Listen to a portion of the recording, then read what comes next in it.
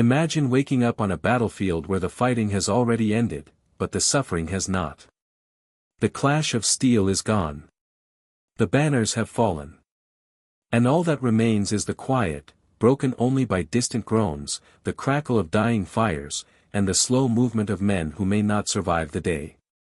In medieval Europe, the battle did not end when the fighting stopped. For the wounded, it was only the beginning.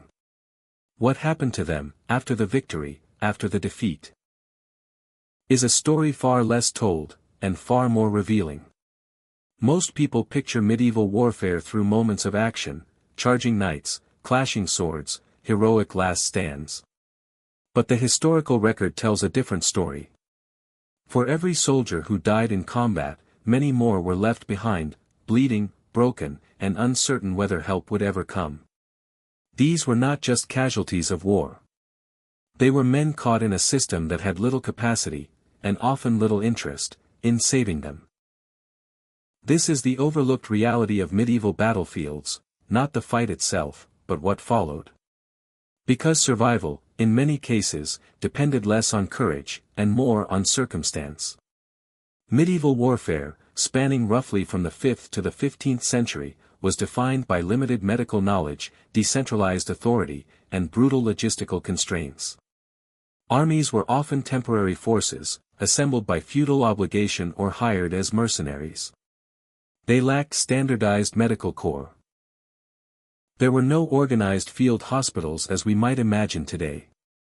Instead, care for the wounded fell to a loose network of individuals, camp followers, barber surgeons, priests, and occasionally more trained physicians, though these were rare and typically reserved for nobility.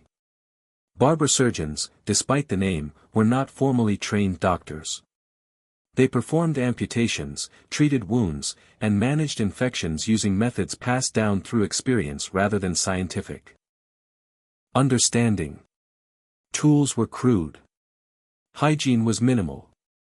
Pain relief was limited, often relying on alcohol or herbal mixtures. And yet, even this level of care was not guaranteed. Because after a battle, the priority was not the wounded, it was control. Securing the field, collecting valuables, and preparing for what came next. The injured, in many cases, were left where they fell. But that was only part of the picture. If you had survived the initial clash of a medieval battle, your fate would depend on a series of unpredictable factors. First, your position. If you were close to your own lines when you fell, there was a chance, though not certainty, that someone might return for you. Fellow soldiers, squires, or camp attendants might carry you away, if the situation allowed it. But if you fell deeper into contested ground, or among the enemy, your chances dropped sharply. The battlefield itself was chaotic. Mud mixed with blood. Broken weapons and discarded armor littered the ground. Horses, wounded or dead, lay across paths, making movement difficult. Fires sometimes spread unchecked. And time was critical. Wounds that might be survivable with immediate care could become fatal within hours. Blood loss, exposure, and infection worked quickly. For many soldiers, the first challenge was simply staying alive long enough to be found. Those who could move might crawl toward safety. Others would call out, hoping someone would hear. But as daylight faded, the battlefield grew quieter, not because suffering had ended, but because voices were fading. What made this even more significant was the social divide. Nobles and knights, if identified, were far more likely to receive assistance. They had value, either to their own side or as prisoners who could be ransomed. Their armor, their heraldry, their status, all increased their chances of survival. For ordinary infantry, the outcome was far more uncertain. For those who were recovered, survival entered a new phase, one shaped by medieval medicine. Wounds were often severe, deep cuts, crushed limbs, arrow penetrations.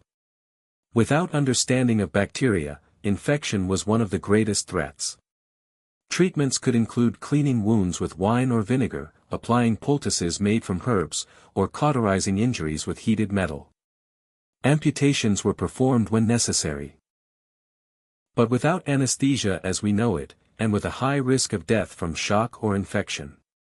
Records suggest that even relatively minor wounds could become fatal within days. But survival was not only a medical issue, it was economic. If you were a noble, your recovery might take place in a castle or monastery, with access to better care and rest.